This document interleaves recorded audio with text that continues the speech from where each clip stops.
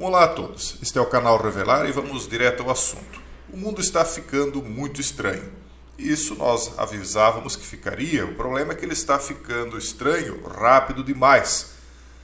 Lá nos primórdios, quando nós começamos a falar destes cães robôs que vocês estão vendo aqui na tela, avisávamos que este tipo de coisa seria visto nas ruas das nossas cidades em um breve período de tempo. A maioria das pessoas não se apercebe a respeito da velocidade com que essas coisas estão acontecendo, porque estão prestando atenção em outros aspectos da vida. Mas lá nos primórdios, antes desses cães robôs ficarem populares, nós avisávamos que isto aqui viria para as nossas ruas em breve. Primeiro, iriam para os campos de batalha, e foram. Quando eles foram parar nas fronteiras, nós avisávamos, olha pessoal, o próximo passo é vermos isso aqui nas ruas das nossas cidades. Depois nós acabamos vendo isso durante o flagelo, servindo como uma maneira de chegar perto de indigentes, pessoas de rua, e também durante alguns shows que aconteceram aqui no Brasil. Agora, aquilo que nós dissemos também durante o período do flagelo está acontecendo, de que esses cães começariam a substituir os vigias e em breve vão substituir os policiais. Veja só esse tweet. Os robôs agora estão sendo lançados como substitutos dos guardas de segurança. Este companheirinho supostamente substituiu 2 funcionários de segurança em tempo integral em uma planta industrial por 24 horas de atividade. Então, já está acontecendo. Agora, outra coisa interessante, pessoal, é a inteligência artificial. Vocês sabem que esses robozinhos aí, em algum momento, serão guiados por inteligência artificial. A Google lançou uma inteligência artificial chamada Bard, que é concorrente deste famoso ChatGPT que apareceu agora, né, que está aí na boca do povo, todo mundo está falando dele.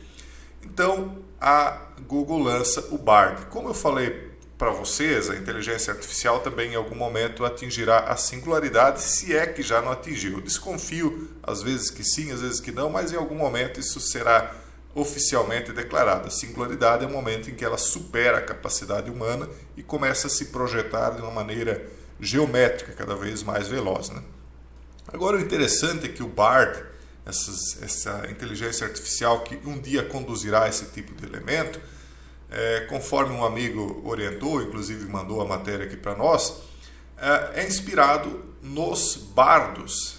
Vamos colocar aqui o original em inglês, vocês vão ver que Bard, que é o nome da inteligência da Google, né, em inglês significa os bardos. E quem eram os bardos? Nós estamos aqui no site da Wikipedia e nós vemos que nas culturas celtas, um bardo é um contador de histórias profissional, criador de versos, compositor de músicas, historiador oral e genealogista. Aliás, as genealogias que as pessoas estão entregando, nós vimos inclusive na live da comunidade fechada, que elas estão sendo mapeadas, todos nós estamos sendo rastreados para saber de qual árvore genealógica nós viemos, e isso quem está fazendo é justamente a inteligência artificial. Talvez esse é um dos motivos pelo qual eles colocaram o nome de bardo.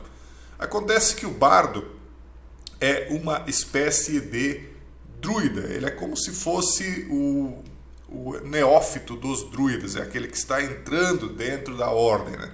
Está começando na ordem. Isso não quer dizer que ele tem menor grau de importância, mas ele tem um grau inicial dentro da ordem.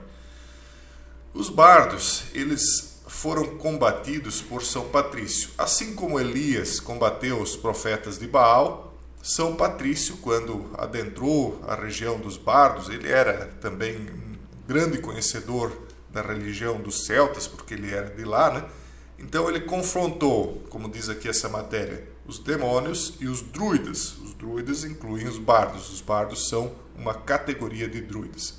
São Patrick estava tão ciente quanto os celtas de que o poder dos druidas era real, mas ele trouxe notícias de um poder mais forte. Eles estão falando aí de um poder metafísico, espiritual. Então São Patrício, segundo essa matéria, que sabia que as entidades que os druidas, incluindo os bardos, invocavam, eram tão reais quanto o poder que ele invocava, que seria então o poder do Espírito Santo, de Deus, né? Porque São Patrício então seria um santo cristão, né? Então, existem inúmeras histórias de sua vida, de confrontos entre o poder de Deus e o poder das trevas, eles dizem aqui nessa matéria. Aqui estão apenas algumas. Então, aqui eles citam aqui vários confrontos que São Patrício teria tido, então, com o druida, veja só. Em uma demonstração de magia, um druida invocou demônios e trouxe uma névoa escura sobre a terra. Patrício disse ao druida: faça com que a névoa se disperse, mas ele foi incapaz de fazê-lo. Patrício orou e deu sua bênção, e de repente a névoa se dissipou e o sol brilhou.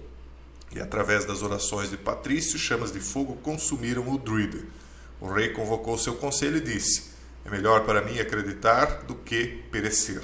E ele acreditou, assim como muitos outros naquele dia. Então ele fez coisas como Elias, quando confrontou os profetas de Baal. Uma coisa interessante, né, antes de nós continuarmos aqui, é isso aqui. A antiga ordem dos druidas em Blenheim, Oxfordshire. Por que eu estou trazendo aqui essa foto? Porque os druidas, né, vamos até aproximar um pouco, a roupa de costume deles era essa aqui. Estão vendo esse capuz branco, essa roupa branca com esse gancho aqui, como se fosse um pastor, né? Usavam essas fartas barbas brancas também como um símbolo de sabedoria. A barba branca é um símbolo de sabedoria.